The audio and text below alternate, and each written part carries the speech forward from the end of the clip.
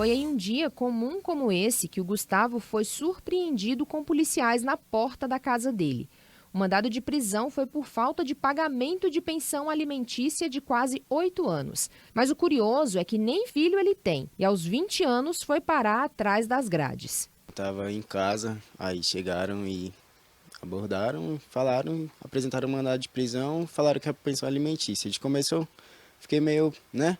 Como assim? Eu tenho, nada de filho, nada. Então, não tem como eu ter um mandado de prisão de pensão alimentícia. Só que mesmo assim, eu falando pra eles, eles falaram que não, que, ia levar, e levaram e...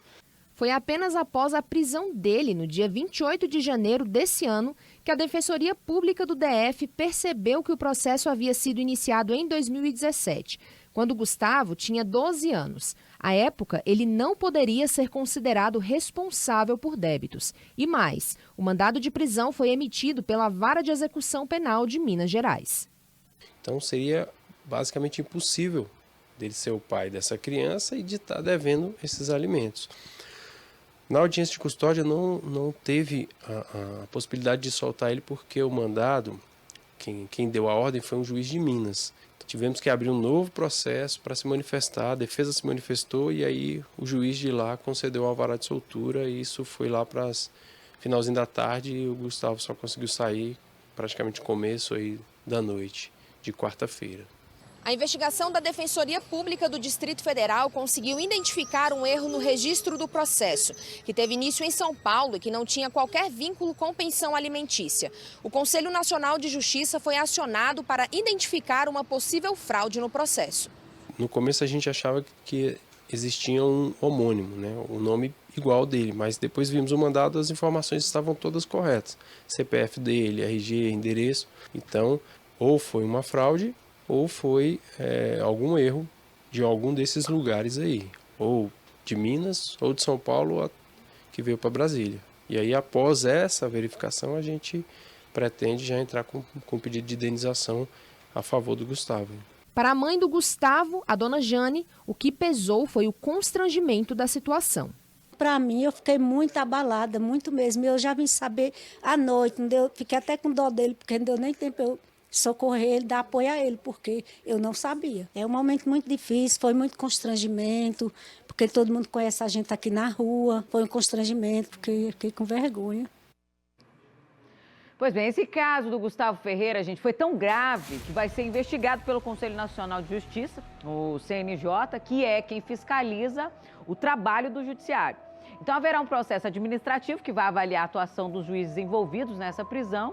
E o CNJ também enfatiza que o erro só foi corrigido graças à audiência de custódia e diz que estuda novas medidas para aperfeiçoar os procedimentos. Esse caso ele impressionou todo mundo, deixou várias pulgas atrás da orelha, tá? De todo mundo. Então vamos fazer o seguinte, vamos tirar essas dúvidas, que são muitas. Nós vamos receber aqui agora o advogado Max Kolbe. Boa tarde, mais uma vez aqui no nosso DF Alerta. Muito obrigada pela presença. Boa tarde, Nicole, a todos os nossos telespectadores. Pois é, a gente tem tantas dúvidas aqui nessa situação. Primeiro, porque quando chega um caso como esse, doutor, a gente pensa assim, não é mais fácil, ser resolvido de uma forma mais fácil, quando a polícia chega para cumprir o mandado de prisão, quando vai atrás desse rapaz de 20 anos e verifica que é um jovem de 20, que não tem como ele ter filhos dessa idade, já que começou a ser cobrada. Não dava para ter evitado todo esse constrangimento? Não demorou muito para que isso fosse percebido por parte das autoridades policiais aí? Sem dúvidas, Nicole. De qualquer forma, é importante observar que a polícia cumpre uma ordem do Poder Judiciário. Então, observe, se havia um mandado de prisão expedido pelo Poder Judiciário contra esse rapaz, a autoridade policial também simplesmente não poderia deixar de cumprir, sob pena, eventualmente, de responder um processo administrativo disciplinar por descumprir ordem do Poder Judiciário. Então, é uma situação absolutamente difícil e constrangedora até para a autoridade policial, que mesmo diante da informação que esse rapaz não poderia ser preso por não ser pai de nenhuma criança, fica impedida eventualmente de não cumprir o mandado de prisão. É uma situação grotesca, um erro lamentável, ocorrido no nosso sistema judiciário que, sem dúvidas, o Conselho Nacional de Justiça deve investigar e punir aqueles não apenas magistrados envolvidos, mas todos os servidores que de algum modo contribuíram para esse equívoco bárbaro. E o que é importante também ressaltar, Nicole, é que nesse caso pode existir erros mais graves no nosso país, de eventualmente pessoas presas por um erro desse do Poder Judiciário. Doutor, realmente foi um erro muito grave, né, aqui. E a gente se pergunta, onde é que foi que aconteceu essa confusão? Né? O que pode gerar esse tipo de confusão no judiciário? Ali são nomes iguais, nomes parecidos, documentos iguais. O que pode gerar essa confusão toda aí? Nicole, esse erro ele foi tão grotesco que até me impressiona como isso aconteceu. De qualquer forma, é importante observar que toda execução de alimentos há uma mãe representando o filho propondo essa ação contra alguém. Tem que se averiguar se o erro, se a fraude não está na própria petição inicial. Porque como é que alguém propõe uma ação contra uma pessoa com dados de outro? Ou se os dados constantes na petição inicial eles estavam corretos e houve um equívoco na hora de registrar essa execução no sistema eletrônico do Poder Judiciário. Então, assim, sem dúvidas um erro houve. E esse erro foi de quem? É importante observar que a fraude processual ela também é um crime. E se ficar demonstrado que alguém praticou essa fraude processual, pode, além de responder no âmbito criminal, responder um processo administrativo disciplinar. E quem é que investiga isso? Quem é que vai conseguir identificar onde foi esse erro? No caso dos juízes, o próprio Conselho Nacional de Justiça ou suas respectivas corregedorias. E se tiver sido um servidor, Nicole, haverá, sem dúvidas, a instauração de um processo administrativo no âmbito dos respectivos tribunais. Sim. Agora, pode também ter ocorrido aí uma fraude processual em quem até propôs a ação. Tem que se analisar para saber se os dados constantes também ali da petição inicial, da ação de execução, eles estavam corretos. Não é um trabalho fácil. Nesse caso do Gustavo, foi mais fácil de identificar, porque ficou claro ali, ficou óbvio que ele não tinha um filho desde os 12 anos de idade, não tinha filhos, então não tinha como ser, né, realmente o Gustavo, aquela pessoa que eles estavam procurando, que é um rapaz de 20 anos. Mas nós já vimos outros casos, doutor, de pessoas que são presas, né? E ficam muito tempo até então que conseguem provar a sua inocência. E então esses erros, esse tipo de erro, esse tipo de falha, não é tão difícil assim. É comum. Nós já vimos casos aí de pessoas que ficaram anos presas ali e depois serem consideradas, não serem suspeitos, né? Serem consideradas inocentes, né? Inocentes, exatamente. Isso inclusive aconteceu ano passado. O Superior Tribunal de Justiça, STJ, inclusive se desculpou com um rapaz que estava preso ali há mais de uma década por um erro do Poder Judiciário. Então, assim, todas essas questões elas são muito complexas porque após o direito à vida, o seu direito mais importante é o direito à liberdade. E essas pessoas, muitas das vezes, não têm voz no Poder Judiciário por falta de uma defesa técnica. Até porque, em muitos dos casos, via de regra, Nicole, é lamentável dizer isso, acaba se entrando naquele modo de ser só mais um caso no âmbito do Poder Judiciário. Então, assim, é lamentável que isso aconteça e prender alguém tem que ter uma seriedade muito grande. Não pode ser só mais um caso na rotina do trabalho do Poder Judiciário.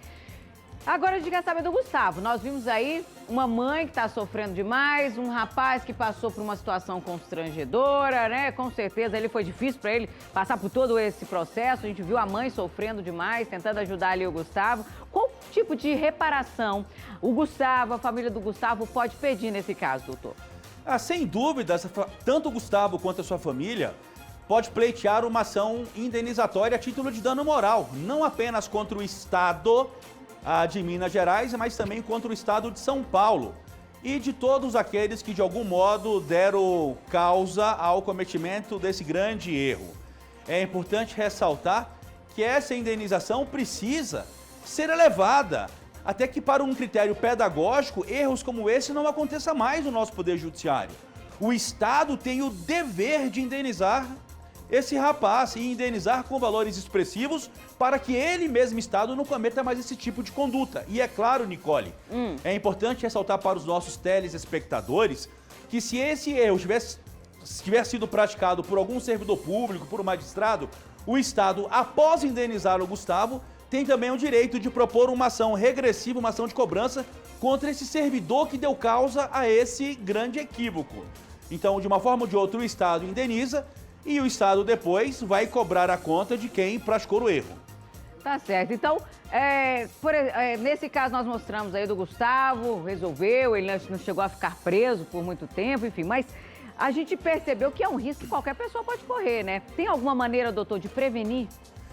Olha, Nicole, essa questão de aquela história de falar, né, até provar que focinho de porco não é tomada, a pessoa já foi presa e já tá lá tendo que, né... Sem dúvida, quando você me pergunta se qualquer pessoa poderia sofrer isso, a resposta de forma genérica poderia sim, né? Mas a gente sabe que nem todo mundo estaria sujeito a esse tipo de situação. É lamentável que talvez pessoas que não possuam aí uma defesa técnica mais acessível de pronto à sua pessoa e sejam mais suscetíveis a esse tipo de conduta. A gente falou aqui, né, em pouco tempo, considerando aí que outras pessoas já ficaram por muito mais tempo presas aí, mesmo sendo inocentes, né, até provar a sua inocência. Mas o Gustavo, ele chegou a ficar mais de 24 horas ali, ou seja, não foi pouco tempo para uma pessoa que é inocente, que não fez nada, que não estava nem sabendo o que estava acontecendo ali, como iria provar a sua inocência, é muito tempo, né, doutor? É traumático, inclusive. Sem dúvidas, assim, que bom que o Gustavo teve uma defesa técnica de um advogado particular, me parece, absolutamente rápida, ao ponto de demonstrar aí que houve uma negligência, um erro grotesco por parte do Poder Judiciário e teve, então, expedido o seu alvará de soltura para que fosse permitido colocar ele logo de pronto em liberdade. Agora você vê que caso interessante, nem na audiência de custódia, mesmo diante de tamanho erro, foi possível se expedir o alvará de soltura, né? Agora, é engraçado que também há de se investigar, de repente, o próprio juiz da audiência de custódia, porque a concessão do alvará de soltura, por exemplo, no habeas corpus, ela pode se dar de ofício. Qualquer juiz, no país inteiro, diante de uma ilegalidade tremenda, imediata, tem o dever de conceder a ordem de ofício. Então tem que se investigar também se o juiz da audiência de custódia não praticou um erro. Porque se estuda desde os primeiros semestres da faculdade que um magistrado, na sua jurisdição, ou seja, um juiz fazendo uma audiência de custódia, se depara com tamanha ilegalidade, ele tem o dever de ofício também de deferir a ordem de soltura de imediato. Então essa história que não poderia deferir a soltura de imediato porque dependeria de um outro juiz, isso também, no meu ponto de vista, é equivocado. Então, se o CNJ vai fazer uma apuração séria, que se investigue o juiz que não deferiu o mandado de soltura de imediato, porque ele é um juiz de uma audiência de custódia, ele está ali para saber se deve ou não liberar o garoto imediatamente. Mas também os outros dois magistrados que eventualmente participaram desse grande equívoco, de São Paulo e o de Minas Gerais. E qual que é a primeira coisa, só para a gente fechar aqui, doutor Max, qual que é a primeira coisa, por exemplo, alguém da minha família, um parente, um amigo passou por essa situação, né? Quer declarar inocente, sou inocente. Qual que é a primeira, o que a família tem que fazer? Claro, né? Procurar um advogado, mas quais são as orientações nesse caso aí? Por exemplo, foi preso... É claro, né? Procurar um advogado e peticionar nos autos do processo um pedido de liberdade. No caso específico, seja por meio de um relaxamento de prisão, um habeas corpus, pedindo um alvará de soltura, né? Agora, se a gente fosse discutir mesmo um processo de família, onde de fato um pai ou uma mãe deixa de pagar a pensão alimentícia, aí é uma outra questão processual. Mas em casos absurdos como esse, uma simples petição demonstrando já o erro ou um habeas corpus para pedir aí o alvará de soltura do rapaz ou da senhora que tem eventualmente sido presa. Doutor Max Kolbe, mais uma vez, muito obrigada, viu, pela participação, pela contribuição aqui com o nosso DF Alerta. Portas sempre abertas, principalmente nesse momento em que a gente fica com tantas dúvidas aí nos casos que aparecem aqui no nosso programa. Então, obrigada por esclarecer e volte sempre, viu? Obrigado, sempre à disposição. Tchau, tchau, um abraço. E Nicole.